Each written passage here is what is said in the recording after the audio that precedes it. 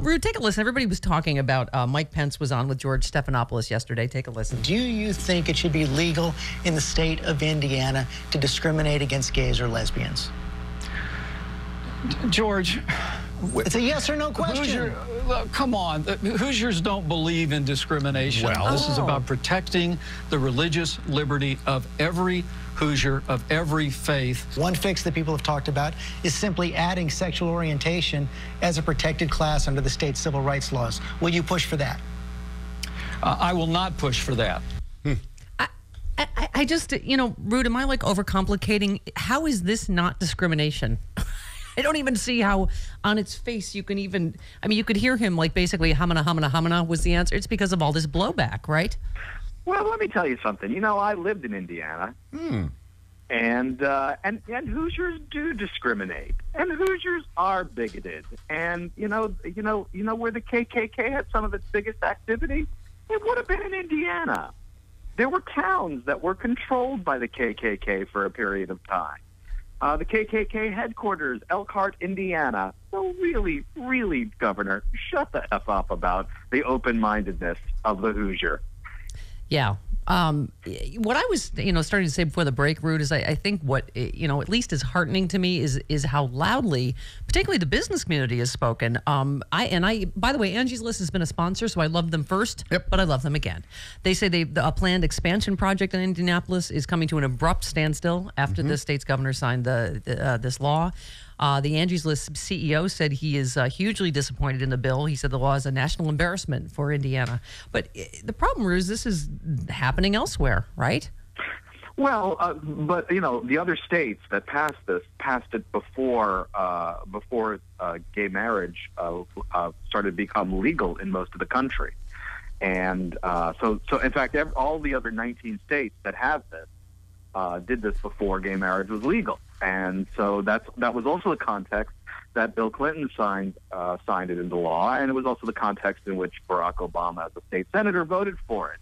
Very different. So, and you had Arizona, where Jan Brewer vetoed legislation because she said, in this context now, it'll cause more problems than it'll solve. Right. So it was just pure idiocy, and it was also pure idiocy because these businesses warned Pence. They said, you do this, and there will be financial consequences. And now he's acting all surprised. Well, yeah, that's right. I think that, and as we've been talking about, obviously, clearly, most legal experts think we're going to have marriage equality in June. And doesn't it just feel like this patchwork of discriminatory laws is going to have to fall at some point? You can be legally married, but you can't go into a restaurant together in certain states. You can get fired in certain states. It's... how that's not patently unconstitutional and illegal already, I don't know.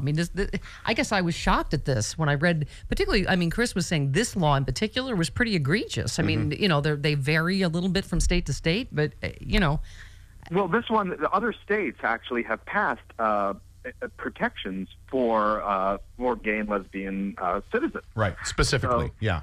Yeah, specifically. So really, in those other states, what has happened is this really was just let's pat the religious zealots on the head and say, okay, we'll do this thing for you. Now shut up and go away. And but they don't have that protection in Indiana. And in fact, Pence was asked about that yesterday and said he would not support that. That's not on his agenda to offer protection to LGBT Hoosiers. Well, and here's the kind of stuff I just thought the cowardly nature of it really, just gets to me. Obviously this was signed in a, behind closed doors in a private territory. In a closet. He wouldn't even say who was there. And I don't know if you saw this one story. A guy that went on, Indiana business owner, went on a local radio station and said that he had discriminated against gay and lesbian couples even before Mike Pence signed the bill. He said he defended the practice, suggested he'd do it again. He said he of course would not give his name or the name of his business or the address and name of his business. He said he told some LGBT people that equipment was broken in his restaurant. He couldn't serve them even though it wasn't broken, and other people were already eating at the tables. Does anyone think this sounds Christian? I mean, he says, so yes, I've discriminated. He said, I feel I'm okay with it because it's my place of business. I pay the rent. I've built it with all my money and all my doing. It's my place. I can do whatever I want with it. They can have their lifestyle and do their own thing in their own place or with people that want to be with them. Wow. I mean, and he would say, and that same guy would say that this is nothing like, racial discrimination. Yeah. Substitute the word gay for the word black in 1960 and see how far you get. Right. Yeah. Right. And the other thing that was that after civil rights legislation was passed, or court, changed civil rights law or interpreted civil rights law to be to get rid of discriminatory laws. Nobody was actually trying to pass a bill that says if your religion doesn't allow you to eat at the same lunch counter as black people, you're allowed to do that. Nobody tried to do that. Nobody tried to justify it by their religion through the legislative process, because everybody would have thought that's stupid. You know what I think? That's the third time I've used the word stupid. You know what I think the next Sexy Liberal tour is? You know what I think is my patriotic duty, Chris? You know what I think I'm going to do? What? I'm going to get the hottest lesbian and bisexual women I know, and I know a lot. Yes, you do. I'm going to go eat each and every one of these restaurants in each one of these 19 states, and then when I'm done eating, I'm going to go, ha, ha, ha. You didn't even know lesbians. What do you think about that, Rude? I think that's perfect, and I would like to be there. We've been lapping it up at your lovely restaurant. Support the cause. Yep.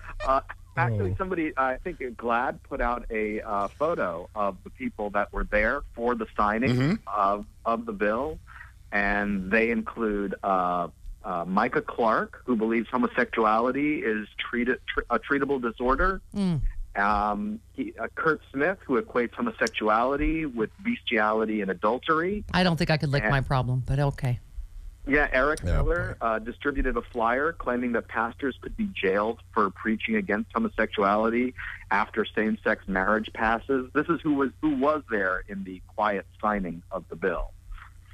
Oy vey. So it wasn't like if there had been a lesbian couple there, that might have allowed for some of the criticism that Pence has gotten to be mitigated. Right. By the way, your piece, Indiana Cake Shop that started the whole thing, has closed, and not because of the gays. Yeah. Here's the irony. You said, let us remember that the push for the religious freedom to say off F words for gay men law really got going because a couple of holes didn't want to bake a cake for a gay couple's wedding. If you'll remember, it was a year ago that Trish and Randy McGrath, owners of 111, right, cakery in Indianapolis, said their mean God would get all angry if they baked a gay cake and end up smiting them or sending them to hell, whatever people make up to justify their hate. And so anyway, they've just shut down their business. They said they're tired, especially Trish, who wants to spend time with her grandchildren. You say, so the McGraths won't get to enjoy turning down queers with the state law behind them, but because of them, Indiana will get to enjoy being a national pariah and lose a ton of business. I mean, amazing, right? Yeah, and it is. It was the end of February, and they were like, oh, we're just exhausted, because business actually surged for them after they discriminated against this gay couple. And again, if you remember, at the time they said, we don't have a problem with gay people. In fact, we've baked cakes for this couple before. It's that they're getting married. Yeah. So this is how ludicrous this whole thing is. And now they're just they've given up. They've moved on.